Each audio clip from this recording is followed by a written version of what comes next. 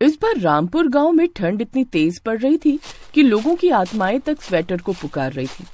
उसी गांव में एक बहुत बड़े परिवार में राधिका की नई नई शादी हुई थी। बहू, ये तेरे ससुर जी हैं। ये मेरा बड़ा बेटा अजय यानी तेरा जेठ, ये तेरी जेठानी, ये तेरी 2 छोटी छोटी ननद, और अपने पति विजय को तो तू अच्छी तरह जानती ही है। हम सभी को खाने का बहुत शौक है। तुम्हारी माँ ने बताया तुम्हें बहुत अच्छा अच्छा खाना बनाना आता है, इसीलिए हमने शादी के लिए हाँ कर दी और उनसे हमने कोई सवाल नहीं पूछा। बस इतनी सी बात। खाना बनाने का तो मुझे भी बहुत शौक है। मैं अभी जाकर सबके लिए खाना बना देती हूँ। बताइए क्या क्या खाना चाहेंगे आप लोग? देवरानी जी, इस ठंड के मौसम में तो मुझे गरम गरम पूरियां और मटर पनीर की सब्जी खानी है। बहू, मुझे तो गरम गरम छोले भटूरे खाने का मन हो रहा है। भाभी, मेरे लिए तो आप अंडा करी बना देना। मेरा बड़ा मन करता है अंडा करी खाने का, लेकिन इस घर में किसी को बनाना ही नहीं आता। पर भाभी, मेरे लिए मूली के पराठे और टमाटर की चटनी बना देना।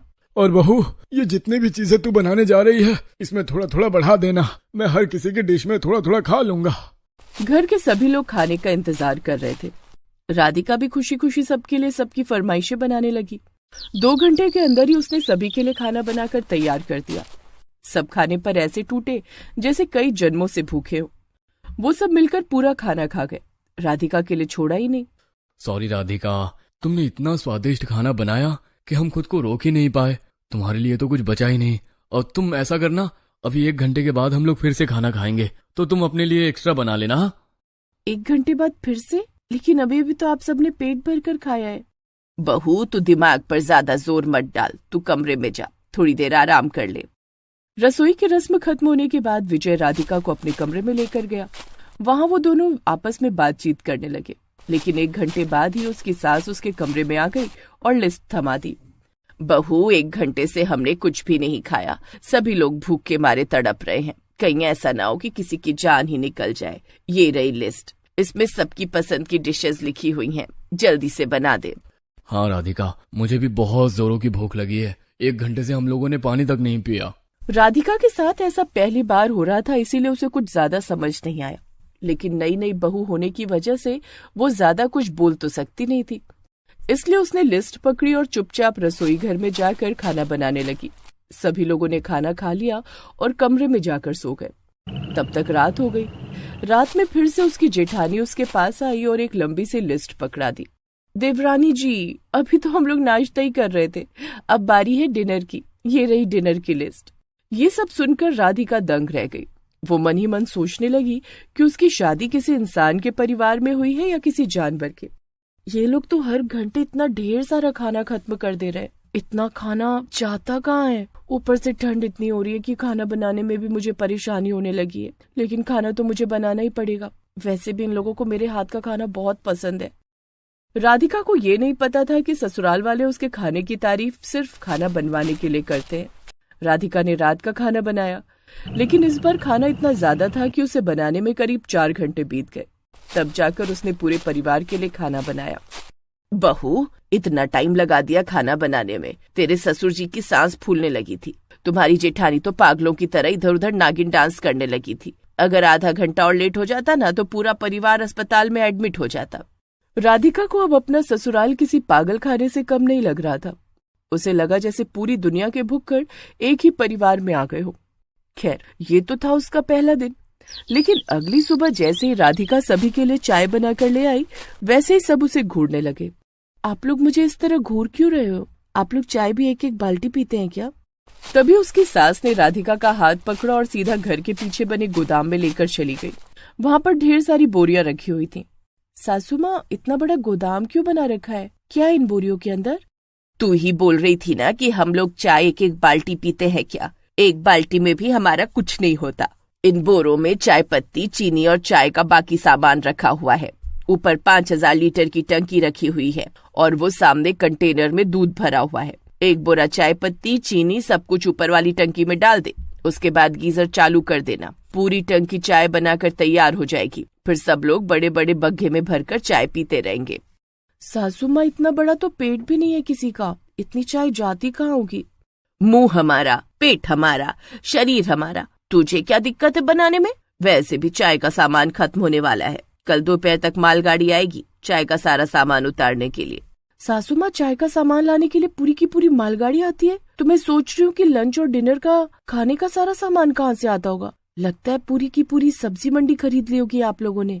बहू, हम लोग सब्जी बाहर से नहीं, हम खुद की खेती करते हैं। 5 एकड़ में सिर्फ सब्जियां उगाई जाती हैं हमारे खेतों में। अब अगर तूने एक सवाल और पूछा ना, तो हम लोगों की चाय की तड़प इतनी बढ़ जाएगी कि हम लोग बेहोश होकर गिरने लगेंगे। फिर तेरा खाना बनाने का भी कोई फायदा नहीं होगा।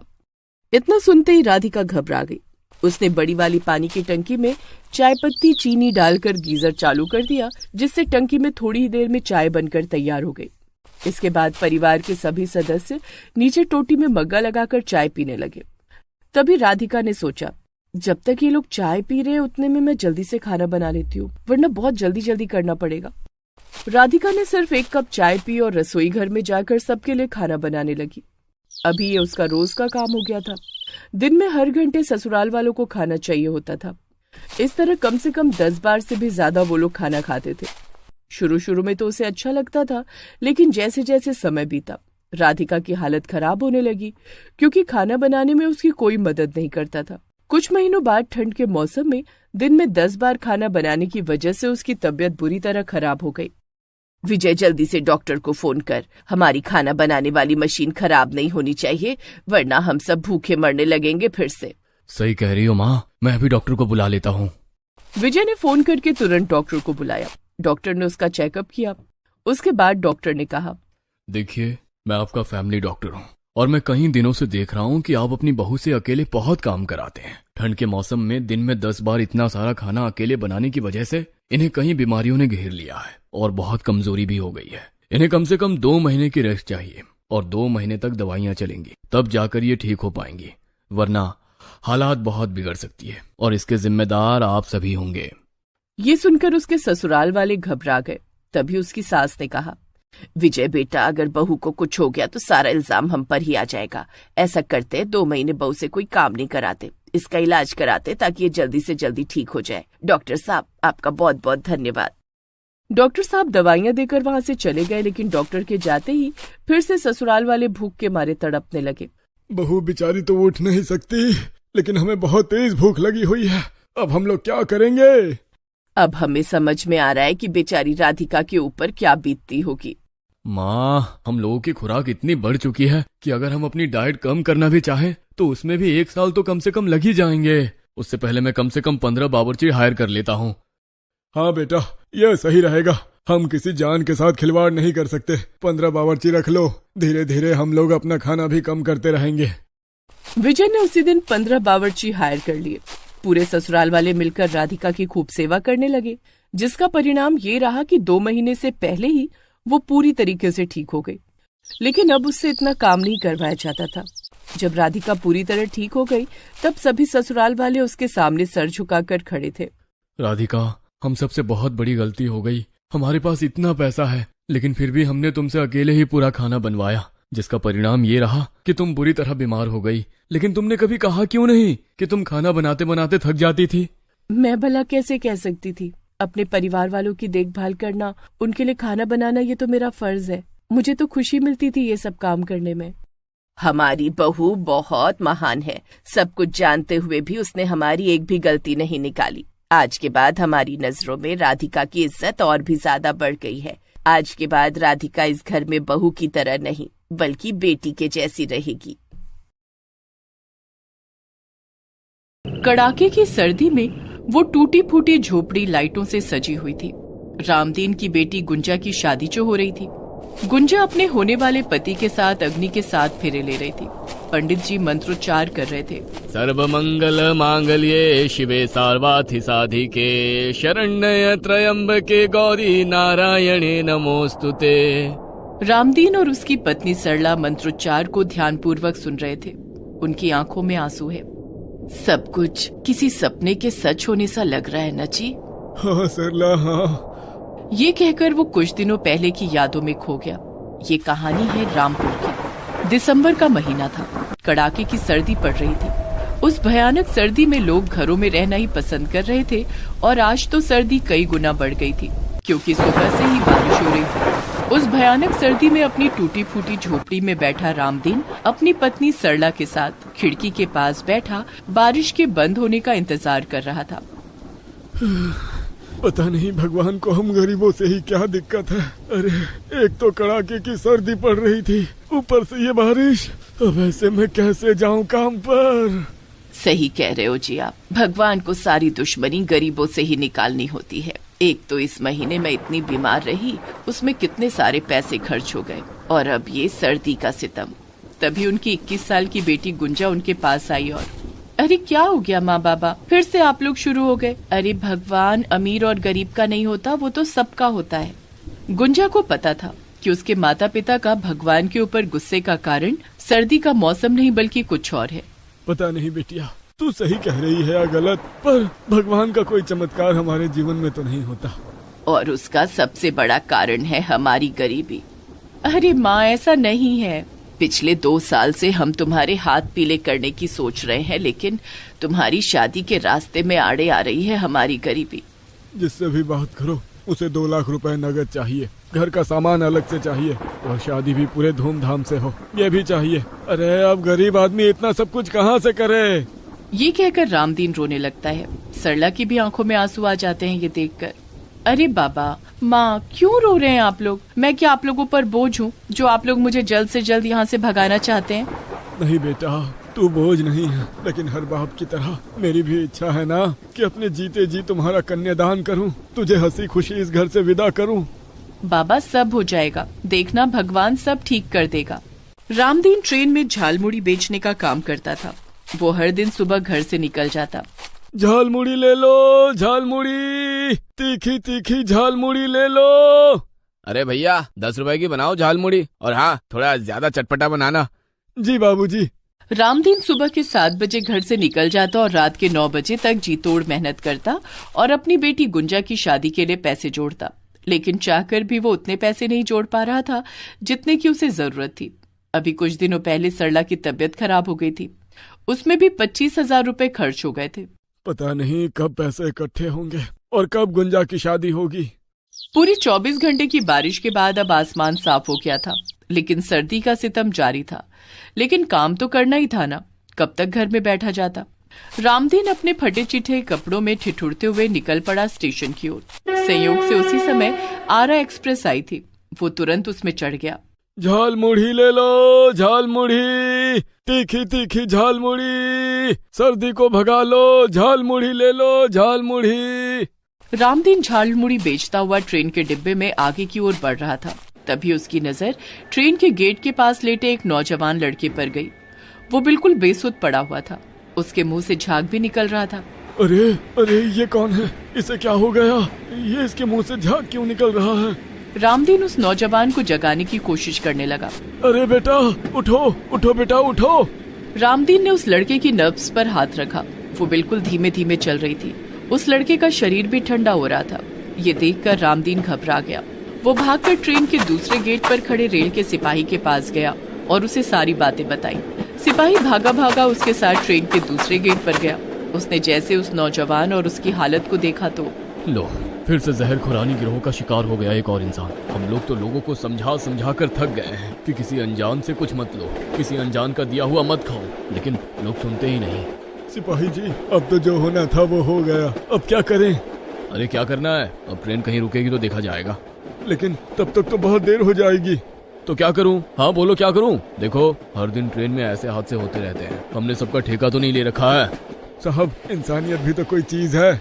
तू मुझे ज्यादा ज्ञान मत दे और जाकर झालमुड़ी बेच। मैंने कहा था ना, जब स्टेशन आएगा तो देखा जाएगा। लेकिन रामदीन का मन नहीं माना। उसने ट्रेन की चेन खींच दी। ट्रेन रुक गई। उसके बाद उसने उस नौजवान को अपने कंधे पर उठाया और पास के ही अस्पताल में ले गया। डॉक्टर ने जब उस नौजवान की हालत देखी तो ओह, इसकी हालत तो बहुत ही खराब है। तुम बिल्कुल सही समय पर इसे यहाँ ले आए, नहीं तो कुछ भी हो सकता था। डॉक्टर ने उस नौजवान का इलाज शुरू किया। रामदीन अस्पताल के बाहर खड़ा भगवान से उस नौजवान के लिए प्रार्थना कर रहा था। तभी उसने देखा कि रेलवे की कुछ पुलिस उसी की ओर आ रही है। वो कुछ समझ पाता उससे पहले ही। सर, इसी ने ट्रेन की चेन खींची थी और फिर उस नौजवान को उठाकर भाग गया था। इसे गिरफ्तार कर लो। रामदीन को जेल में डाल दिया गया। पूरे 1 सप्ताह वो जेल में रहा। 1 सप्ताह बाद उसकी जमानत उसकी पत्नी ने कराई और उसके लिए पूरे 20,000 रुपए खर्च हो गए। रामदीन की सारी जमा पूंजी एक बार फिर से निकल गई। रामदीन अपने घर लौट आया, लेकिन यहाँ आकर उसका सामना एक और बुरी खबर से हुआ। हाँ, रेलवे पुलिस ने साफ कह दिया है कि अब आप स्टेशन या ट्रेन में झालमुड़ी नहीं बेच सकते। अगर उन्होंने आपको वहाँ देख लिया तो वो फिर आपको जेल में बंद कर देंगे। देख रही हो ना सरला, भगवान कैसे खेलता है हमारे साथ। अरे मैंने तो किसी की मदद की और उस मदद के बदले देखो मुझे क्या मिला। अब क्या कहूँ मैं, क्या कहूँ। अब कैसे घर चलेगा, कैसे गुंजा की शादी होगी। उधर जिस नौजवान की मदद रामदीन ने की थी, वो जब होश में आया तो उसे डॉक्टर के द्वारा पता लगा कि कैसे एक झालमुड़ी वाले ने उसकी मदद की और उसे वहां ले आया और उसकी जान बच गई। वो नौजवान जिसका नाम विवेक था, वो काफी अमीर घर का था। उसे जब सारी सच्चाई का पता लगा तो वो रामदीन की तलाश में लग गया, लेकिन रामदीन का उसे कहीं पता नहीं लगा। कई दिन हो गए लेकिन मुझे रामदीन का पता नहीं लग रहा है, लेकिन मैं भी हार नहीं मानूंगा, उसे कहीं से भी ढूंढ कर निकालूंगा। फिर एक दिन विवेक को किसी से पता लगा कि रामदीन को रेलवे वालों ने स्टेशन परिसर और ट्रेन में झालमुड़ी बेचने से मना किया है। इस बात से उसे इतना शौक लगा कि उसे हार्ट अटैक आ गया और वो अस्पताल में है। विवेक तुरंत अस्पताल की ओर भागा। वहां जाकर उसे पता लगा कि रामदीन की हालत बहुत गंभीर है। उसके परिवार वालों के पास उसका इलाज के लिए भी पैसे नहीं है। विवेक गुंजा के पास गया। देखिए, आप लोगों को बिल्कुल चिंता करने की जरूरत नहीं है, मैं रामदीन चाचा का इलाज कराऊंगा। आप कौन है? मैं आपका शुभचिंतक हूँ। विवेक ने रामदीन के ऑपरेशन का पूरा खर्चा उठाया। रामदीन ठीक होकर घर तो आ गया, लेकिन अभी भी उसके दिमाग में गुंजा की शादी की बात घूमती रहती थी। एक शाम वो इसी चिंता में उदास सा बैठा रोए जा रहा था, तभी विवेक वहां पहुंचा। जब रामदीन ने उसे देखा तो, अरे तुम तो वही हो ना जो उस दिन ट्रेन में। हाँ, मैं वही हूँ जिसकी आपने जान बचाई थी और जिसका खामियाजा आपको भुगतना पड़ रहा है। दोनों बातें कर ही रहे थे कि तभी वहां गुंजा भी आ गई। अरे आप उस दिन कहाँ चले गए थे? आज पिताजी जीवित हैं तो वो आपकी बदौलत ही हैं। आपने पैसे ना दिए होते तो पता नहीं क्या होता। अच्छा, तो ये वही है जिसने उस दिन अस्पताल में आकर मेरे इलाज का सारा खर्चा उठाया था? हाँ बाबा, ये वही है। हमारे लिए ये किसी ईश्वर से कम नहीं है।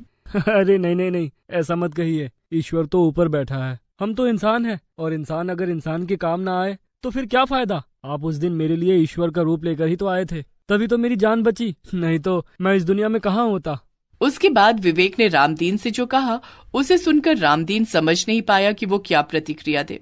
हाँ चाचा, मुझे आपकी बेटी बहुत पसंद है, मैं इससे शादी करना चाहता हूँ। पर मेरे पास आपको देने के लिए कुछ भी नहीं है। आपके पास दुनिया की सबसे बड़ी दौलत है चाचा जी, और वो है आपकी बेटी। इस दुनिया में बेटी के बाप से ज्यादा अमीर कोई नहीं, कोई भी नहीं। आप शादी की तैयारी कीजिए। रामदीन के पास जो भी पैसे बचे थे, उसने उन पैसों से ही गुंजा की शादी की सारी तैयारी की, और आज उसका सालों पुराना सपना पूरा हो रहा था। गुंजा की शादी हो रही थी, वो भी बहुत ही अच्छे घर में। वो बार बार ऊपर देख रहा था और भगवान का शुक्रिया अदा कर रहा था।